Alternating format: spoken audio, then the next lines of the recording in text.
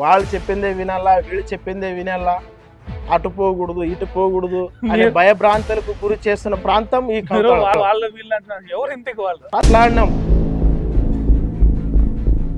కౌతాళ మండలం ఇంత పెద్ద హెడ్ క్వార్టర్లో చిన్న ప్రైమరీ హాస్పిటల్ ఉంది తప్ప పెద్ద హాస్పిటల్ లేదు. ఏదైనా గర్భిణీ స్త్రీలు కానీ ఎవరైనా కానీ వాళ్ళకి వస్తే ఎంత ఇబ్బందులు పడుతున్నారో మాకు తెలుసు. ఆ బాధ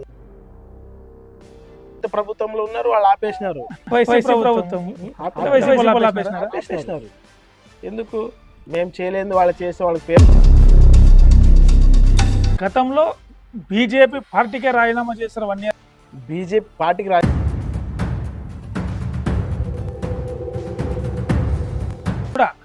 మీ వర్క్ చూసి కాదు అధ్యక్షుడు ఇచ్చింది, కొంతమంది లాబింగ్ చేశారు పెద్ద మనుషులు. కర్నూలు జిల్లా కౌతాళ మండలంలో ప్రతి గ్రామాన భారతీయ జెండా ఎగిరేయడం జరిగింది. అందులో ఈ వైసీపీ వాళ్ళంతా కిడ్నాప్ చేయాలనుకున్నారు. ఎవరు మిమ్మల్ని కిడ్నాప్ చేస్తారు?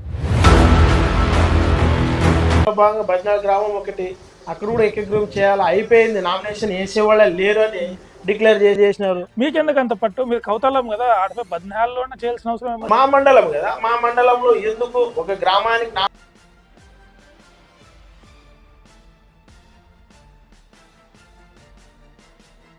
హత్య ప్రయత్నంకి పూనుకున్నారు. కానీ ఇది వాస్తవమే. మన ప్రభుత్వము వైసీపీ ప్రభుత్వం ఉన్నప్పుడు వాళ్ళ